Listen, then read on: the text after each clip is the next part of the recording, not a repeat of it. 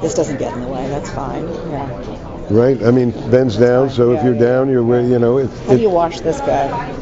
alcohol and gently, because electronics, you have to be careful. But the blade, it's an alcohol wash. You take off the blade and you can soak Take off the wog. Can you autoclave you don't do that. You just, the blade is... Sterile wipes. Sterile wipes on all this. Yeah. Okay. So we're down to prices, and I can't tell you exactly. Because, in fact, this is not my laryngoscope. Mm-hmm. I'm here as an educational exercise, okay? Because I want to introduce you to the newest thing in video laryngoscopes, because my patent covers all video laryngoscopes, 1998. Ooh, brilliant. Okay? Should be retired and on an island somewhere. Well, there's a business part to that explains why I'm not retired on an island. And that's to say, very simply, when multi-billion-dollar corporations come into the market. No. But yes, that's the point. One of the groups that is infringing, and I'm suing them in federal court now. Okay. Yeah, I'm in federal court against these guys.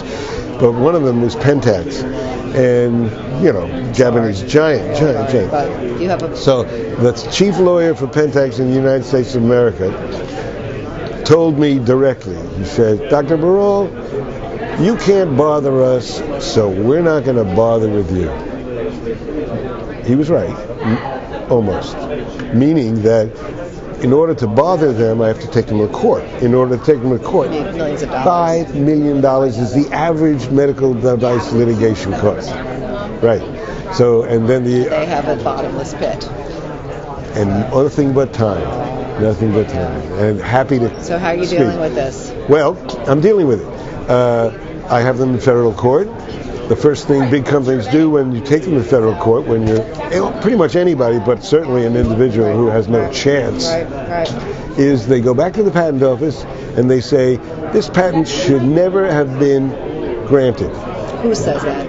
Pentax and Verify. Because they try to find some pre-existing documentation. Right, prior art. Yeah.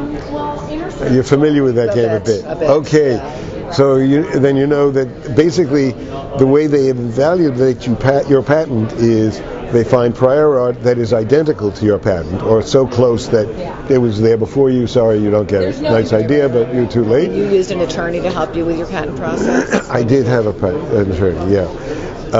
But the real way they get someone like me is a patent has to be new, useful, and not obvious. Right. Okay. The not obvious is where they kill you. Wait, let me explain. Obviousness for the patent office is defined or set up this way. Someone with ordinary skill in the art, the subject matter, which would be intubation, let's just say. Right. At the time of the invention, in 98? 98 was granted. No one thought of this stuff. No one. 98. However, we had fiber optic. Right. Okay, but let me continue. Okay, so someone of ordinary skill in the art at the time of invention, if that person had seen this particular prior art, and also that particular prior art, and combined them, they would have found my patent obvious. That's the way the obviousness is construed.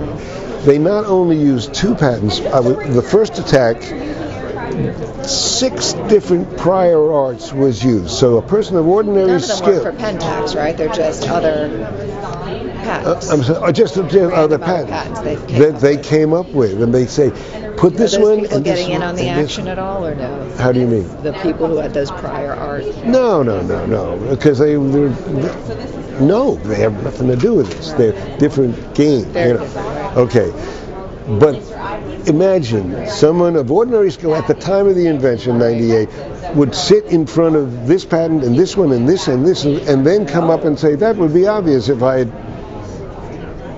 That is the sucker role that the owner plays, the patent owner plays, because the manufacturers infringing can play this re-examination game And Retrospectively. retrospective. Yeah. You know. Okay, it's all that. You got all the right words, you know.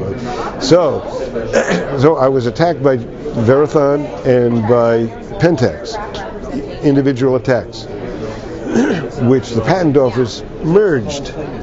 So I was responding to one merge attack, over 525 pages of patent lawyer nastiness and jargon and follow this path through the woods, and but I won. I won against two mammoth law firms. I'm telling you, huge. I won. It's incredible. Okay, I won.